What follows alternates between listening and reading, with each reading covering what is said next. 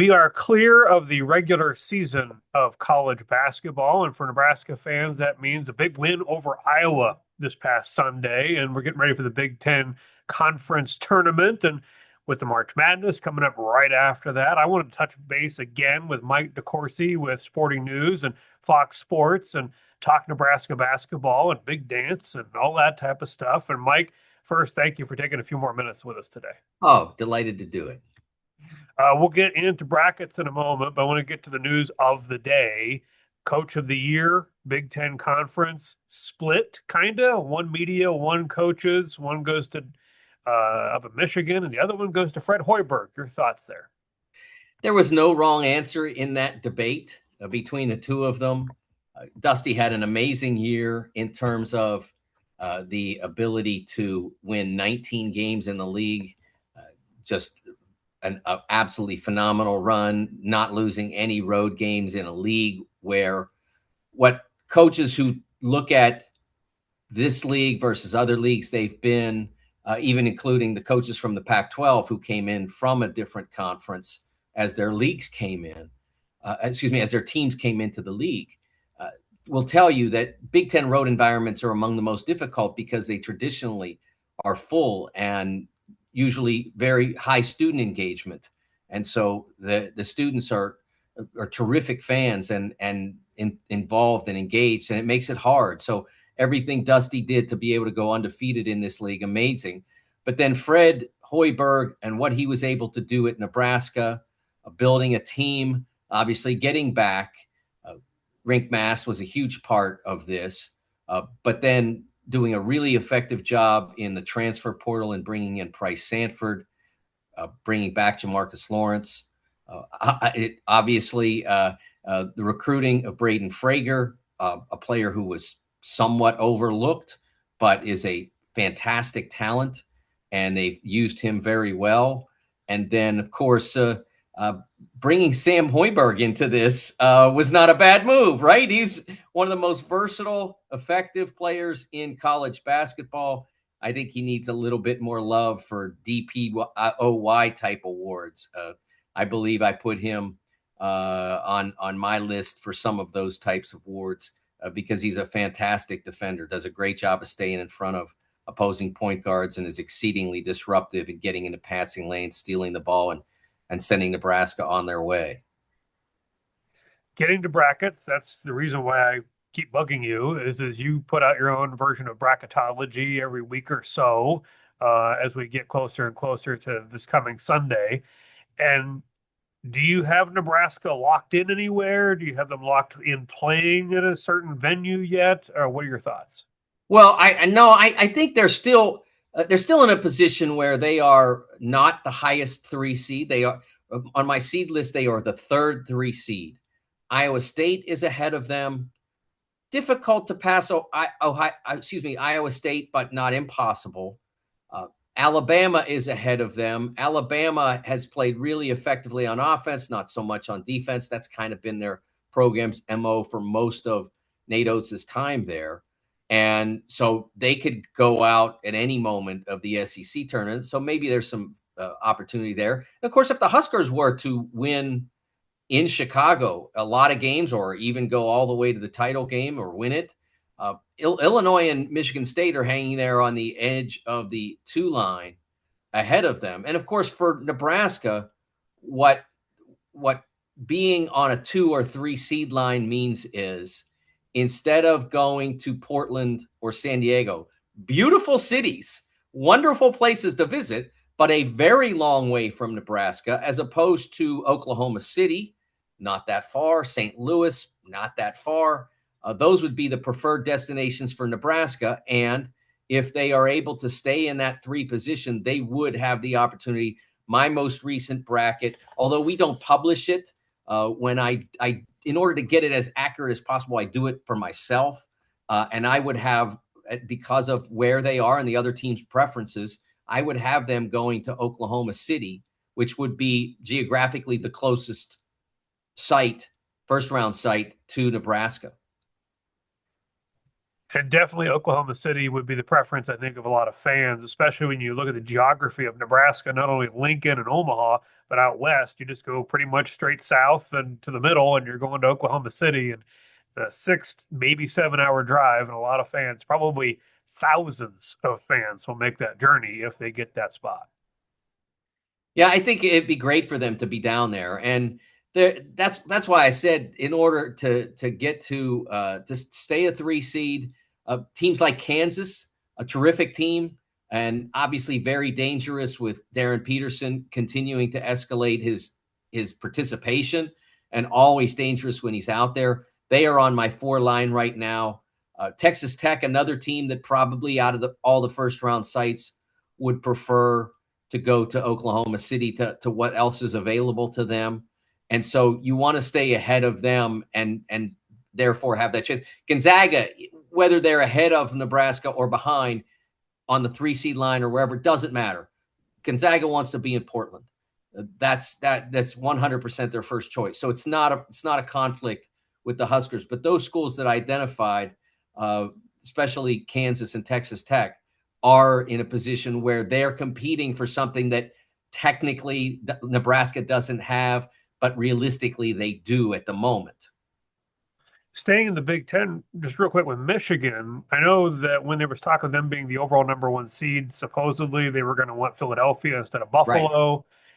If say Duke is the overall number 1, which maybe that's in doubt depending on how the tournaments, the conference Right. tournaments fall, uh, does Michigan then, do they get to choose if they're say the second overall number 1, or they just get sent to Buffalo? They don't at that point, but the committee could honor that preference. And I think that will be very interesting to see what they do. There are a couple of different elements to that. And I think the most important element of that for Michigan is that Buffalo is a Thursday, Saturday site, and Philadelphia is a Friday, Sunday. So if Michigan happens to get to the conference title game, which it's recent history, says absolutely they'll make it. They've won 19 out of 20 Big Ten games. So they'll win 2 more. That would be the thing that they would be anticipating as a possibility, as an eventuality. You're trying to plan for what will position you the best. And so that's why I believe was the biggest reason that they want to go to Philadelphia. And again, committee doesn't have to honor that. Their tradition has been whatever's geographically closest, and mileage wise, Buffalo is. So I don't know that they'll do that, but for my purposes, I have been because I don't know exactly how the committee will handle it. I'm glad you brought that up, because mentally I'm trying to do these gymnastics of, does Michigan have more alumni up in New York and Philadelphia, so they want to go over that way rather than Buffalo? But the dates and the Friday Sunday thing makes a ton of sense. Yeah, I think it does, and maybe they're. I don't. I know this when the Big Ten tournament went to New York in 2018, and they made a run to the championship game and won it. That place was like Chrysler Arena East. There were so many Michigan fans in that building, and that's true as well. That team ended up being shipped out to L.A. to one of the arenas out there. Can't remember which one, but and they had a ton of fans out there too. So maybe their Michigan alumni are oriented toward the coasts or the big cities. I don't know, or maybe they just like traveling there. But I don't know that plays as big a role in this decision making as does that opportunity to get an extra day's rest if indeed they are in the championship game of the Big Ten tournament on Sunday. Do you, going back to Nebraska, do you think Nebraska has what kind of shot do you think they have? Realistically, they probably will get Purdue, but Purdue's been playing weird recently and losing to teams they probably shouldn't be losing to, so they could get upset by Indiana or whatever. But Nebraska get revenge there in Purdue, and then they probably would play Michigan State, probably, who they have defeated, but it's playing very well. Right. What are your chances, do you think, you give Nebraska to get to Sunday this weekend? Well, if they play Purdue, what you have to do with Purdue is, first of all, you have to play effective defense, which is not easy against them. I mean, they scored 90 points even in the loss on Saturday to Wisconsin. They still, their offense has not slowed down for the most part. I mean, situationally, they may not make the right decision. They may lose because of a situational decision. But from a production standpoint, a volume standpoint, it's not really slowed down. It's just the defense has really been struggling. And so Nebraska has to make them work on offense. What Nebraska's offense has to make the Purdue's defense work. They have to exploit the vulnerabilities. And the nature of Nebraska's offense is not necessarily oriented in the same way to cause the problems that, say, Wisconsin could. Wisconsin constantly penetrated, Purdue overhelped, and then all of a sudden at that point you had all these openings on the perimeter. Certainly Nebraska can do that with the way they play. They can feed it into the post to Rink, and Rink is a fantastic passer out of the post. But ordinarily they're not necessarily doing that. I mean, they'll run a pick and roll and then get Sam downhill or get Braden downhill, and then he might kick out. And they certainly have several shooters, Jamarcus, Price, who can make you pay for that. But that's not been a heavy volume thing for them. So that was the first half. And then the second half of the Wisconsin game was one guy, Nick Boyd, going downhill left hand on possession after possession after possession, and Purdue having no answer for that. That's not a Wisconsin deal either. Now they have guys who can get downhill. Braden Frager from a forward/wing perspective is as good as at that as anybody in the Big Ten, especially again toward a favored left hand. He's not break you down elusive. He's just I'm going. Try to stop me. I'm too fast for you. My first move is going to be too fast. I'm getting to get in front of you. You're not going to be able to catch up. You're not going to be able to get square because I'm too powerful. And then I'm going to make a play. And so it's a little bit different. But there is an ability there for them to punish. If they're at their best, they can punish the Purdue defense. But it involves, again, those components I talked about. And then Rink has to be what he was first 2.5 months of the season. He can't be, and he was that somewhat on Sunday. He was that somewhat as well in the prior game. So maybe we're getting Rink back to where he had been. But for a month from February 7th until the penultimate game of the regular season, he did not shoot 50% from the field in any game. That's not bad for a point guard. He's a center. That's a problem. And he has to be more comfortable. I checked in there and asked, is he healthy? Is the lingering stuff from when he missed the Michigan game, is there any of that? No, he's healthy. He just started to lose a little confidence. He's starting to get it back. The UCLA game, obviously not a great performance by the team, but he was better. And then he was better again in the Iowa game. So that Rink, but more volume, I think would be an essential component of success against Purdue. And then you go up against Michigan State, and the matchup is a little bit different now because Michigan State is starting to get successful three-point offense. Jackson Kohler's been good all year, but Kurt Tang has been much better. He was terrific against Indiana. He was very good first half in the Michigan game, kind of cooled off after that. But more so because he wasn't getting opportunities than he was missing shots. And they're getting more out of Jordan Scott as well. So it's a little bit different team. Before you could kind of count on them missing, you're going to have to play a more complete defensive game against Michigan State than you necessarily did the first time around.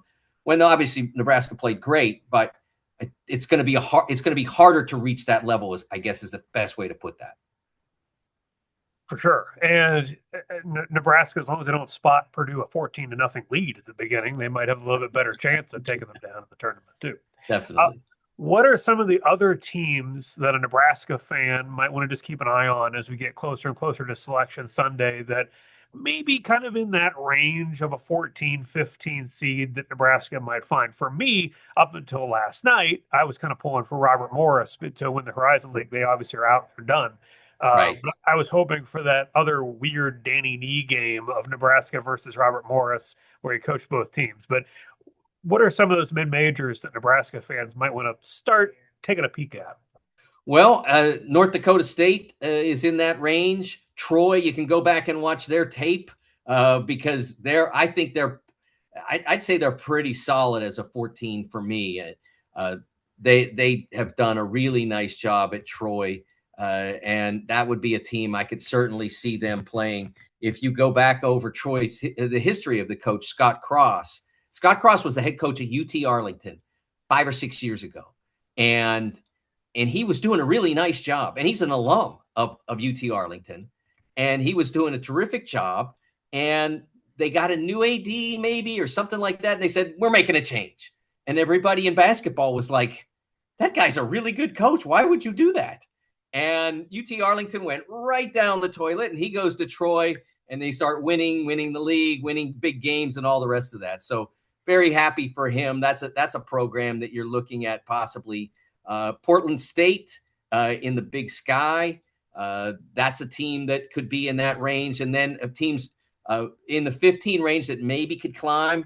Wright State is now the presumed successor to Robert Morris as champion of the Horizon League. So that's a team that I could see being in that range as well. If you got up to a 14 to a 3 seed, if you got up to that would be the list for the 3 seed. I'm sorry, but if you at your current circumstance, Northern Iowa would be an example that you might play from there in the Valley.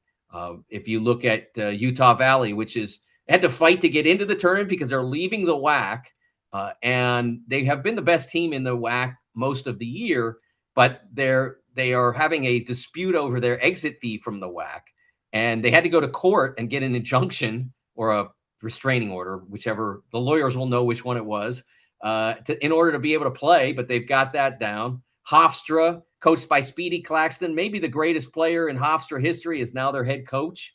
So those are some of the teams that currently Nebraska would be looking at playing. Very interesting. We definitely have to do our research there as we get closer to Sunday. And I know this is a last question I'll ask you and then let you go. And I know it's hard because we don't know the final brackets until Sunday evening. How nervous should Nebraska fans be? As you know, of course, Nebraska is the only Power 5 school, Power 4 school to never win an NCAA tournament game. If there's ever been a year to get over that hump and hopefully to get further, it feels like this is the year. Do you think they're going to do it? I know it's hard because we don't know the exact matchup yet. Right. Yeah, I don't think that should be Nebraska's concern. If you're a protected seed, you should be thinking about making the Sweet 16. Now, obviously, you're the players, you're the coach. One game at a time, right? But that shouldn't be your only goal with this team. It's good enough to win multiple games. Could be good enough to go farther than that. That's what they should be trying to do. Obviously, and I mean the fans. The Huskers, they should be thinking, I got to beat this team. Troy, whoever it might be. That's who I got to take care of. And then whoever might be standing behind them, because you don't know. The other team could be the 6, or it could be the 11 that wins an upset. But Nebraska's horizon for this team should be Sweet 16, and then let's see what can happen. Because that's what you should be when you are a 3 or a 4 seed, or maybe even a 2 if things go beautifully in Chicago. That I know those things stick out there, and people. Like I said on Sunday night on the Big Show on BTN. Don't let the fact that the Big Ten hasn't won a championship since 2000 define this season. Who cares? I mean, I don't mean who cares. I mean, that's not what it's about. It's about doing the best that you can do. And if the best that you can do is a championship, then obviously you care. But I just think that those narratives become too defining in today's modern sports. Pittsburgh Steelers didn't win a playoff game for 9 years, and so everybody was up in arms. Well, yeah, but they weren't the best. And one year when they were, they kind of messed it up. And but it's not about that. It's about what your team can accomplish right now. And yeah, okay, Illinois and Michigan State should all be thinking about, hey, we could do this. But if they don't do it, that doesn't mean they didn't have great years. It depends on where they finished, but it doesn't mean they didn't have great years, and it doesn't mean the league didn't have a great year. And in Nebraska's case, getting to the Sweet 16 would be a great year. It would be they've already had a great year, but getting there would be the fruition of that great year. And then anything beyond that would be just, that whipped cream on top of the ice cream. Could not agree more. Mike DeCourcy, Fox Sports, BTN, Sporting News, all that fun stuff, and everybody's favorite bracketologist here in Nebraska, I'm sure. Thank you for giving us a few minutes today, and we'll see how things turn out in Chicago and then this weekend. Sounds great. Thank you.